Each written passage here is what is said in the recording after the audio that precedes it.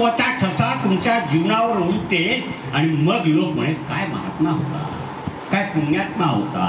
आणि ते करण्याकरता ते संपूर्ण आयुष्य अशा प्रकारे व्यतीत होण्यासाठी, व्यवहारात उतरण्यासाठी म्हणून ही आपली पूर्वपीठिका काल आपण केली होती. नंतर आपण बरंच काही सांगितलं होतं.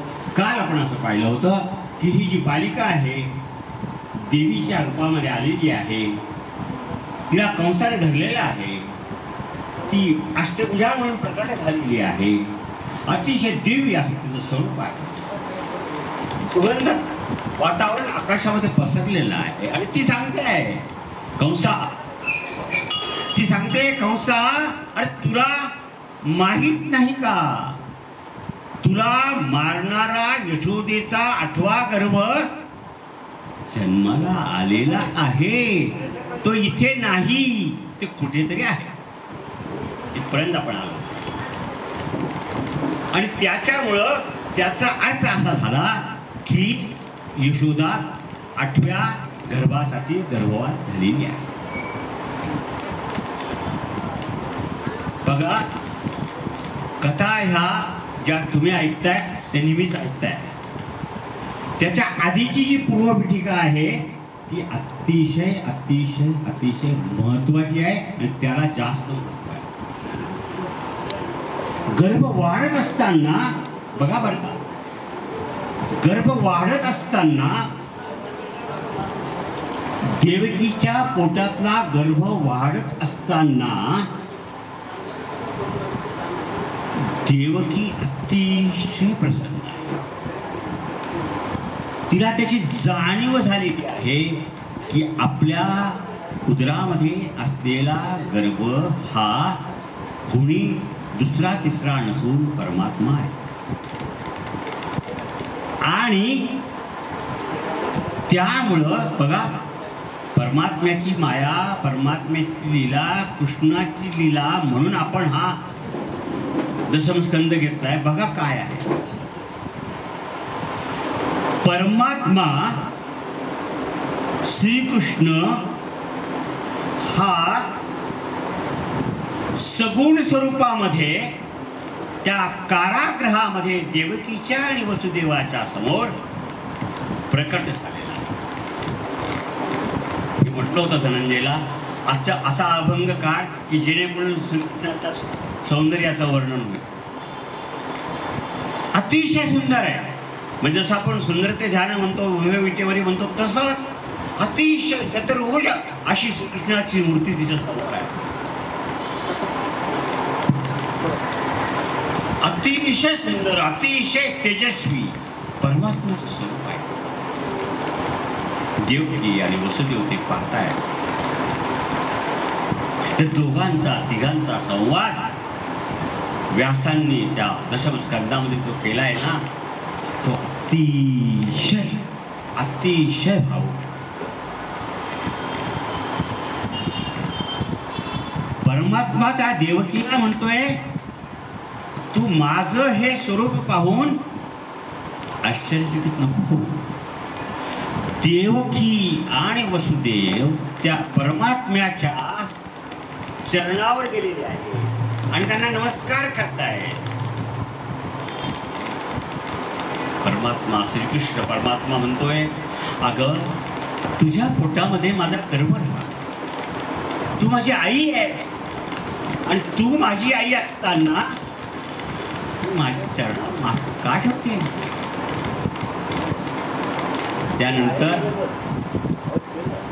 त्यानंतर अतिशय अतिशय अतिशय जो पूर्वपीठिका आहे ती पूर्वपीठिका श्रीकृष्णाने वसुदेव आणि देवकीला सांगितली आहे.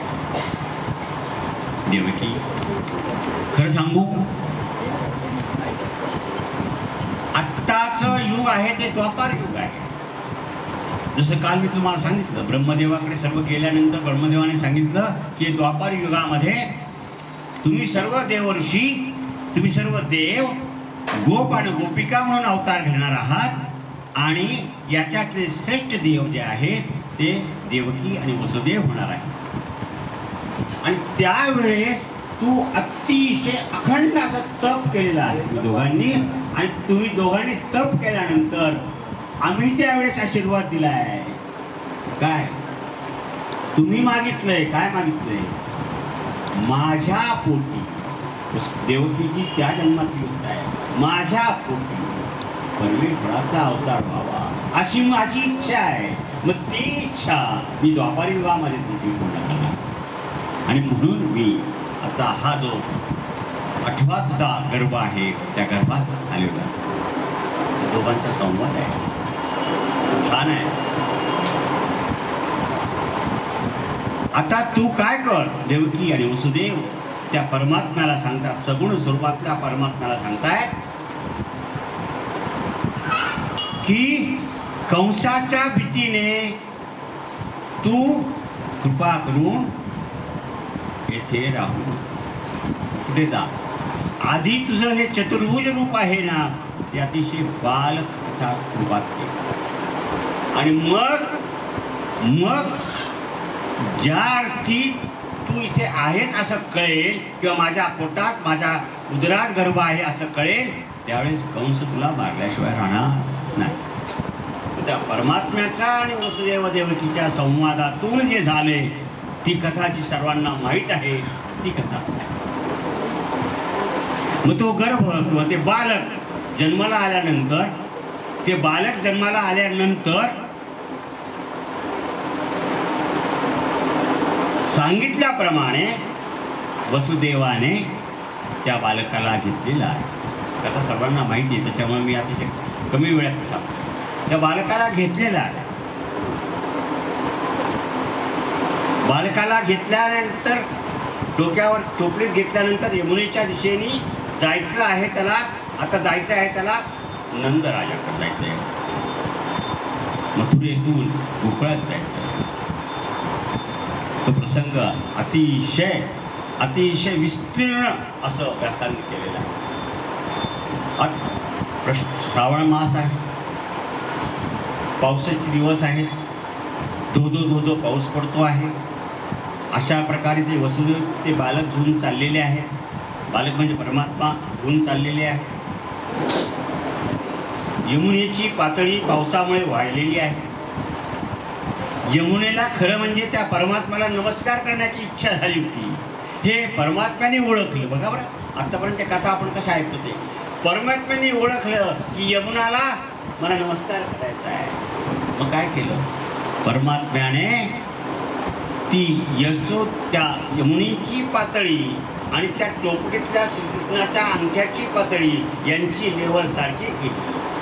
त्या पायाचा अंगठा त्या यमुनेच्या पाण्याला लागला. यमुनेने वाट करून दिली, नुसतीच वाट करून नाही दिली तर तीही शांत झाली. तिला असं वाटलं की आपण कुठेतरी पूर्वजन्माचं सुकृत म्हणून आपल्याला त्या परमात्म्याचं दर्शन झालेलं आहे.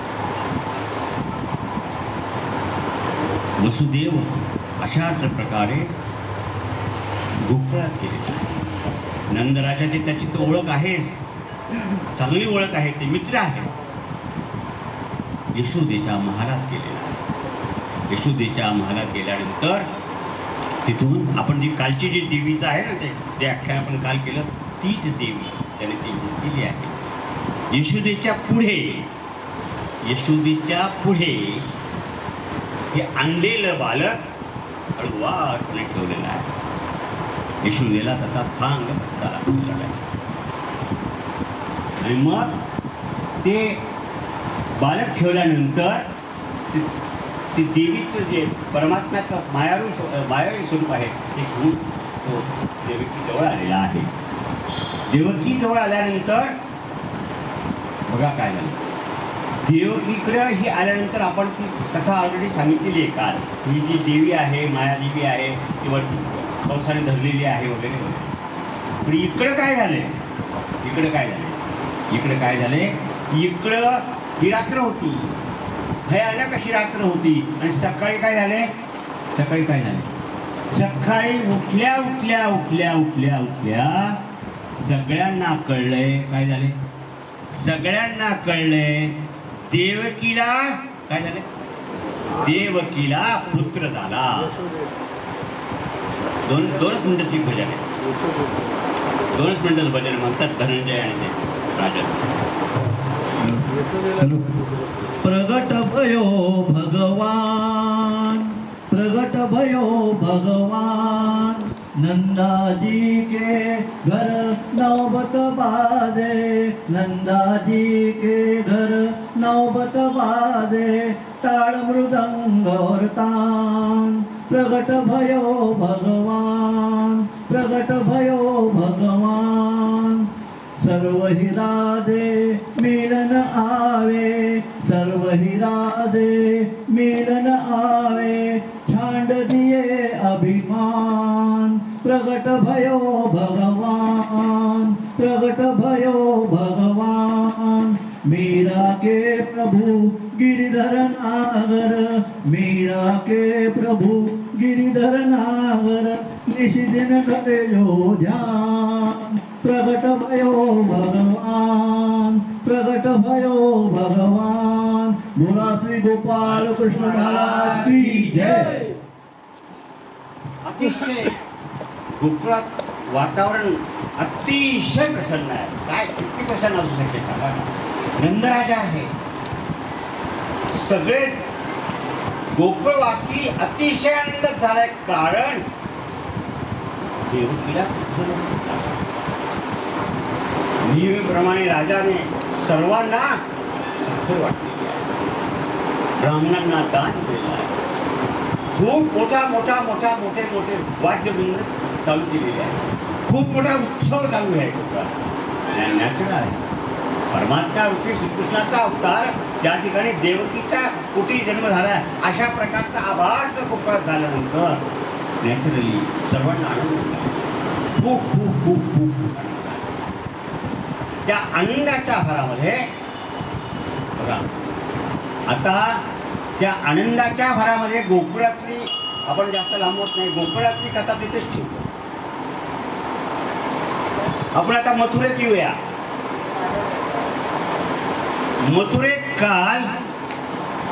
मथुरेमध्ये काल भयभीत कुणाला केलं आणि कुणी केलं? कोणी केलं आणि कुणाला केलं? त्या देवी परमात्म्याच्या देवीरूप अंशाने सांगितलं, कंसा तुझा वैरी ऑलरेडी जन्माला आलेला आहे आणि तो सुखाने कुठेतरी दुसरीकडे आहे. सहजासहजी ग्रंथ निर्मिती होत नाहीये. व्यासांनी सांगितले. अरे मग कंस विचार करतो. मी काल कंसाचे पण पैलू सांगितलेले नाही. कंस बघा आधी इतका वाईट नव्हता, ज्याने स्वतः सारथ्य केलेलं आहे वसुदेव आणि देवकीच्या लग्नाचं. नंतर नभोवाणी झाली आणि तू कुणाचं सारथ्य करतोय? जिच्या पोटी तुझा 8वा जन्म गर्भ निर्माण होणार तुला मारणार तिचं सारथ्य करतोय. म्हणजे तिचं मतपरिवर्तन केलेलं आहे. तसंच या ठिकाणी कंसाला वाटलं ना, बघ आहे कुठे माझा जर वैरी निर्माण झालाय, ऑलरेडी त्याने जन्म घेतलाय, तो आहे कुठे आहे, काय करायला पाहिजे? त्याने पुतनेला बोलवलेला आहे, पुतनेला सांगितलेलं आहे. पुत म्हणजे पवित्र, ना म्हणजे नाही, पुत म्हणजे अज्ञान, पुत म्हणजे अविद्या. तिला बोलवलेलं आहे आणि काय सांगितलं? जेवढे बालक ज्या दिवशी ह्या देवकीच्या गर्भाचा जन्म झालाय ना, त्या दिवशी जेवढे बालक म्हणून गोकुळात आहे सगळ्यांचा नाश बघा. आणि त्याला असं सांगितल्यानंतर देवकीचं तर ते कामच होतं, हिचं तर पुतनेचं तर ते कामच होतं. पुतनेने विचार केलाय असेल कुठं मग कोण, हे घर झालंय, ते घर झालंय, ते घर झालंय, कुठल्या गर्भाचा आपल्याला नाश करायचा? कथा खूप मस्त आहे, अतिशय मनपूर्वक ऐका. तुम्ही पुतनेचा कृष्णाने वध केला किंवा मारलं पुतनेला, हे सगळ्यांनीच ऐकले. बरं आता याच्यातला मतितार्थ बघा काय आहे. पुतना म्हणते असा कोणता गर्भ आहे जो गोकुळात नांदतो आहे आणि मला त्याचा विध्वंस करायचा आहे. असं करता करता त्या नंदराजाच्या महाराजवळ ती आलेली आहे. नंदराजाच्या महाराजवळ आल्यानंतर काय झालं पाहतोय ते सगळं वातावरण अतिशय प्रसन्न. सगळं वाद्य वाजतंय, सनई वाजते, चौघडा वाजतोय, लोक आनंदाने नाचतायत. तर ती विचारते इथे काय, हे काय चाललंय तुला नाही माहिती. जसं या मंथरेचं ना कैकईचं होतं ना, कैकई तिकडून येते आणि मंथरा तिकडून येते आणि ते रामाचा उत्सव चालू होता. दुसऱ्या दिवशी रामाचं राज्याभिषेक करायचा होता. हे काय चालू आहे तसंच आहे. हे काय तुला माहिती. अगं देवकीला पुत्र झालाय.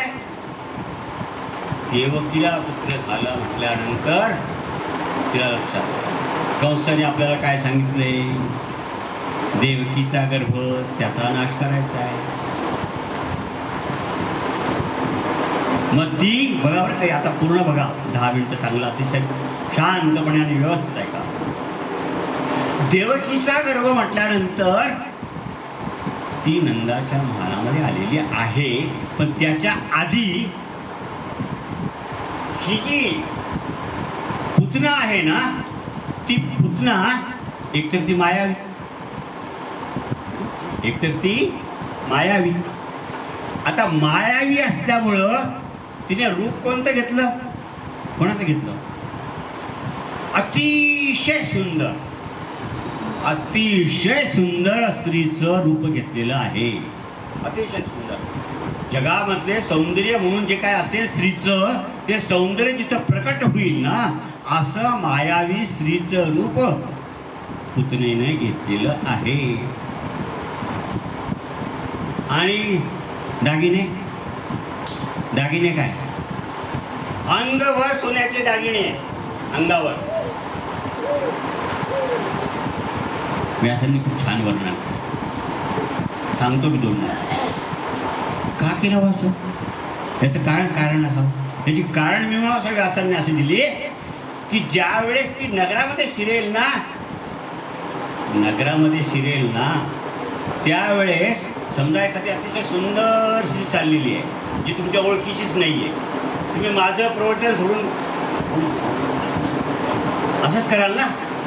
सौंदर्य बघणे हा पुरुषाचा मूळ स्वभाव आहे. बेसिक सौंदर्याकडे बघणे म्हणजे सौंदर्यवती मुलगी जर बघितली, सौंदर्यवती स्त्री पाहिली, ती पण देवीच्या रूपात पाहिली, येऊ दे का म्हणेल का कोणी नाही. हो ते जा आमच्या घरी कशाला म्हणेल का, या या या श्री दाक्षिणी आहे. त्याच्यामुळे एक प्रश्न मिटला, पुरुष काही अडवणार नाही. तर दुसरं काय दागिन्यात आता काय सांगायचं मी. 1 2 3 4 5 6 7 8 9 10 11 12 14 15 16 लेडीज येते. दागिन्याचं मी काय सांगणार. हिने समजा दागिना चांगला घातलाय तर ही लगेच तुम्ही हो मला माहित नाही 7 तोळ्याचा आहे, लग्नाचा आहे, माझ्या माहेरचा आहे. म्हणजे दागिने बघितल्यानंतर स्त्री त्या दागिन्यात घातलेल्या स्त्रीला आडवेल असं नाही. म्हणजे तिला प्रवेश आहे. म्हणजे कमीत कमी ती त्या गोकुळामध्ये कोणीही आडवेल अशी शक्यता नाही. आता ती देवकीच्या महालात गेली. हे पण बघा बरं. आता यशोदेच्या महालात घ्या. हे पण बघा, याच्यात पण ट्विस्ट कसा आहे बघा. यशोदेच्या महालात गेलेली आहे. यशोदा पाहते आहे ही कोण, तिला तर डाऊट आलेला आहे. बघा बरं का, खूप छान घेतलंय. तिला तर शंका थोडीशी आलेली आहे. तर तिला बाळ सांभाळायचं, तिचं कृष्ण सांभाळायचं आहे. तिने काय सुरुवात केली माहितीये का? तुझ्या घरामध्ये म्हणे जन्म झालाय कुणाचा तरी, तुला कसं कळलं? अगं मी तर तुझी बहीण ना. म्हणे असं कसं काय तुझी बहीण? मी तुझी सख्खी बहीण. अरे मग मी तर तुला कधी बघितलं नाही. अगं त्याचं असं झालं की तुझा जन्म व्हायच्या आधीच माझं लग्न झालेलं होतं. तुझा जन्म खूप उशिरा झालाय. काही खाना खुणा काही आहे का नाही? बघा आता तिने शेवटी ती मायावीच आहे. खाना खुणा सांगताना तिने वसुदेवाचं नाव घेतलं, देवकीचं नाव घेतलं, इतर राण्यांचं नाव घेतलं. असं का म्हणे? तरीही पण बघा, तुम्ही आता ह्या पण येत आणि तुम्ही पण आहात. घरामध्ये एखादा अनोळखी माणूस आला, असं 2 मिनिटं घरीच करा. रामदासींच्या घरी समजा अजिबात कधीही कुणीही गेलेलं नाही असा माणूस आला आणि काहीतरी विचारतोय. ह्या काय करते सांगा मला? ह्या म्हणतील थांबा, माझा रामदास नाही घरी. माझा रामदास म्हणजे हे रामदासी नाही, सुधाकर नाही घरी. बरोबर? थांबता का? तिला असं वाटलं, बघा बरं काय सगळं, बघा बरं काय सांगतो मी. तिला असं वाटलं की आपण टाइमपास करावा. मुद्दाम ही कथा मी अतिशय सविस्तर घेतोय, तर तुम्ही कथा पुतणीला कृष्णाने मारलं इथपर्यंत ठीक आहे, पण कसं झालं, कसं हे सगळं, हेच उलगडा करण्याचा मी प्रयत्न. तिला काय वाटलं, आपण आता थोडस नंदाचं वाट पाहू, म्हणजे काय झालं तर आपल्यावर नको यायला. बरोबर आहे की नाही? लेडीजचा स्वभाव आहे ना, काही झालं तर नको भाऊ, माझ्यावर नको यायला, तुम्ही पण त्याचं सामी व्हा. म्हणजे समजा काही झालं चुकून, काही दुर्घटना, तर नंद पण असू दे जवळ. म्हणून ती नंदाला म्हणून बोलवायला त्या लोकांना सांगितलं, नंदराजाला घेऊन या. आता इकडे बघा काय झालं. हे तर सांगितलं येईल की मी तुमची नातेवाईक आहे, असं आहे, तसं आहे, तसं आहे.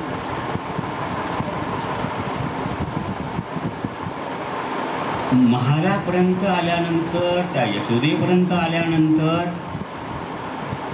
आता काय म्हणायचं? ती आली कशा करताय? तुम्हाला सगळ्यांना माहिती आली कशा करता? कशा करता आली? ती आली कृष्णाला स्तनपान देण्यासाठी. मग ती काय म्हणते? काय म्हणते? यशोदे, अगं तुझं बाळ कुठे आहे? काय म्हणते यशोदा? यशोदेने न पाहताच सांगितलं. काय काय सांगितलं? काय सांगितलं सांगा? अहो सांगा ना, सगळ्या लेडीज तरी उत्तर द्या. तिने सांगितलं, माझा लल्ला ना झोपलाय. काय सांगितलं? माझा लल्ला झोपलाय. मग कधी उठेल? अगं बाळ काय 5 मिनिटात उठेल, नाही तर अजून तासाने उठेल, पण उठेल. तू काय काळजी करू नको. मला त्याचे जरा घ्यायचं ना कडेवर, की तुझी बहीण ना, मला त्याला घ्यायचंय. असं नाही सांगितलं की मला त्याला स्तनपान करायचं. बघा,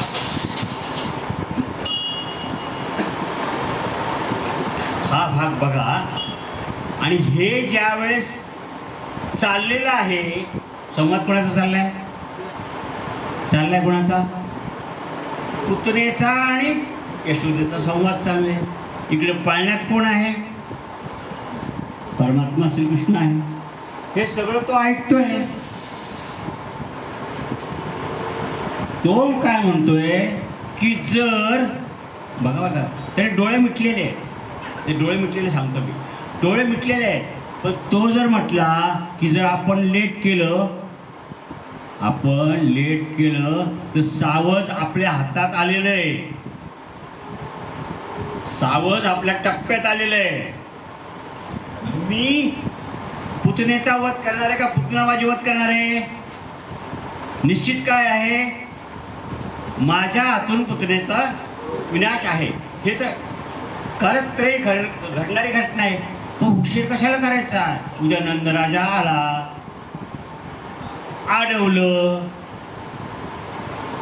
ते बाळ म्हणजे मी पुतण्याच्या हातात नाही दिलं तर वेळ जाईल ना, निघून लेट होईल ना. मग हा परमात्मा डोळे झाकून पाहतोय. परमात्माने डोळे झाकले याची अनेक कारणं सुधीर, याची अनेक कारणं व्यासांनी दिलेली आहेत. अनेक कारण, तर सगळे कारणाची उत्पत्ती करायला आपल्याला वेळ नाही. अतिशय व्यवस्थित कारणं दिली आहेत. एक, ह्या डोळे त्याच्या पाठीमागे काहीतरी विचार आहे. आपण डोळे कधी झाकतो सांगा मला? समजा आपण डोळे झाकतो, कधी कधी झाकतो? झोपेत नाही, झोपेतनं सोडून आपण डोळे कधी झाकतो? देशपांडे बाईंनी विचारलं, कधी झाकतो? समजा असं सांगा की तुम्ही यांना कुठे गेले, इकडे यांना तुम्ही सांगितलंय, पाठवले कुठेतरी बाजारात, उद्या आपल्याला पूजा करायची आहे, रामदासांच्या घरी जा, त्यांना आमंत्रण द्या, फुलं आणा, नंतर काय पेढे आणा, नंतर पत्रिक आणा, हे आणा, ते आणा, ते आणा, ते आणा, ते आणा, ते आणा, ते आणा, ते आणा. हे चालले चेतनाच्या बाजूने चालले. मग ते काय करतात? आपल्याला काय काय सांगितलं, काय सांग ते काय करतात? काय करतात ते? डोळे मिटल्याशिवाय राहत नाही.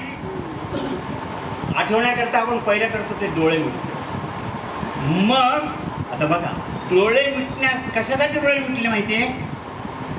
आपल्याला काय करायचंय कृष्णाला माहितीये की स्तनपान करणार आहे. मग स्तनपान आधी करायचं का? स्तनपानामध्ये काय आहे? दूध आहे. स्तनपानामध्ये काय आहे? विष कालवलेलं आहे. मग आपण आधी विष घ्यायचं का आधी आपण दूध घ्यायचं का आधी आपण तिला मारायचं? मग मारल्यानंतर दूध राहायचं आणि विष राहायचं, काय करायचं काय? याचा क्रम लावण्यासाठी म्हणून परमात्म्याने डोळे लागले, असा एक अर्थ. आणि दुसरा असा अर्थ आहे की बघा, खूप छान. दुसरा असा अर्थ आहे, मला सांगू, हिने एवढी दुष्कर्म केलेली आहे, एवढी पाप केलेली आहेत, त्या पापांचा क्षय तर करायचाच आहे, हिला मोक्षात न्यायचं आहे. बघा धनंजय, हिला मोक्ष प्रदान करायचा आपल्याला. मग कसा करायचा? हिने पुण्य सुद्धा केलेलं आहे. काय पुण्य केले? एवढी बालकं मारली, पुण्य काय केले? मी काही वृंदावनला गेलो नाही, पण जे वृंदावनला गेले त्यांच्याकरता सांगतो. जे वृंदावनला गेले त्यांच्याकरता सांगतो. सूचक तुम्ही वृंदावनला जाऊन आले. वृंदावनचं महात्म्य असं आहे, वृंदावनचं महात्म्य असं आहे की तिथे अनवाणी त्या मातीमध्ये गेल्यानंतर त्या मातीला तुम्ही कपाळाला लावला की तुम्हाला पुण्य मिळतं. बरोबर आहे का? आणि मग हिने तर पायी पायी आली ना माझ्याकडं, म्हणजे तिने पुण्य मिळवलं ना. मग हिचं पुण्य आणि पाप यांचा क्षय झाल्याशिवाय हिला मोक्ष प्राप्ती कशी होईल? म्हणूनही कृष्णाने डोळे मिटवलेले आहेत. आणि मग कृष्णाने डोळे मिटवल्यानंतर आता काय झालं बघा, जे जे व्हायला पाहिजे ते झालं. काय झालं? झालं असं की ही जी पुतना आहे आणि जे परमात्मा कृष्ण आहे यांना घेतलंय. पुतनेने त्या कृष्णाला शेवटी कडेवर घेतलं. कडेवर घेतल्यानंतर लगेच तर मांडीवर घेणार नाही.